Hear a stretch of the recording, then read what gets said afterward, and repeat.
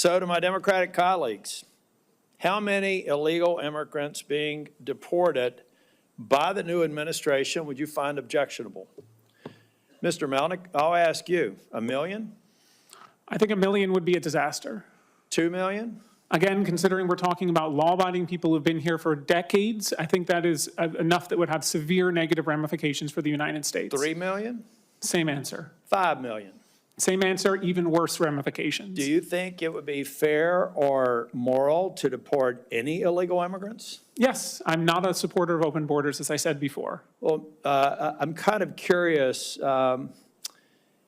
what your position was back during the Obama administration when that's exactly what he did. I'm not reading what Trump intends to do. I'm reading exactly what President Barack Obama did when he came into office and deported nearly 5 million people, or in excess of 3 million people. So at that time, were you involved politically or in this space at the time that Obama was here? How old were you back then? I was a graduate of law school and was working at the time. Were you opining on deportations at that time? I was not. Do you believe that President Obama made a grave, horrible, inhumane mistake by deporting those folks? Well, it wasn't 5 million people. That came in under the Bush administration? It wasn't 5 million people. When we're looking at it was over 3 million, deportations. so let's not split hairs. Actual numbers are closer to 1.5 internal ICE deportations. And but there you as said well, that was immoral. So you said President Obama was immoral and inappropriate to deport those million people. Is that what I heard you say? There were many people that were deported under his question. administration that should not have been. Yes.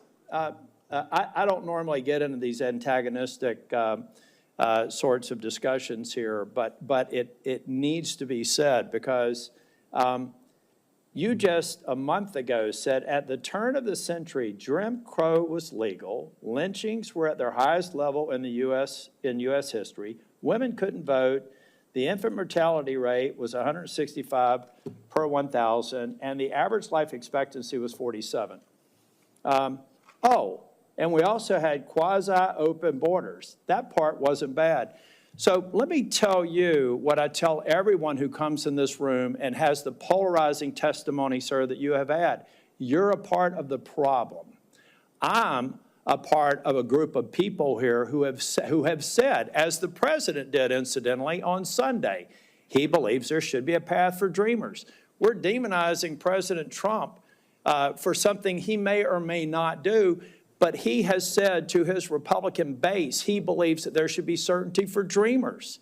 He's also said that we have to have a secure border. And as long as the border is not secure, people like me who try to treat people who are in the state that they are here with respect and understanding some of the issues that Mr. Padilla brought up, you cause people to go into their corners and get nothing done.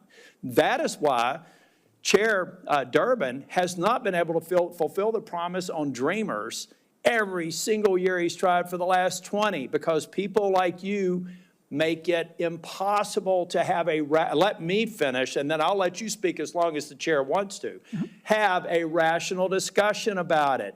Because if we don't secure the border, I can't get a path to citizenship for the DACA population. If we don't secure the border, I can't get Democrats and Republicans to come together and give certainty to the dreamer population. Are there any dreamers in the room? Raise your hand if you are. All right. Well, this is a part of the problem, ladies and gentlemen. You have an incoming Republican president who just said as late as Sunday that he's prepared to give you certainty. But we have people here demonizing him for asking the reasonable question of, can't we all agree that we need to secure the border? So if you are sincerely, I don't know how you make your money. I don't care what your political motives are. But number one, I would really appreciate it to say, if you would go out on social media and say that the President Obama did a horrible disservice to those people he deported, and he's as wrong-minded as every other Republican who said we've got to secure the border, deport people. Because you can't have one being okay and the other one not being okay.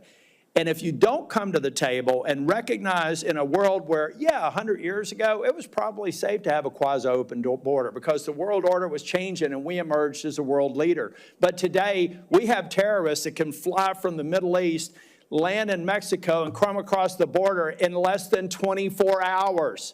We're not living in Ellis Island anymore. We've got a problem that can't be solved, and people like you are creating more obstacles to people like me who are willing to take hits from my own party to satisfy what people like Donald Trump want to get done. Thank you.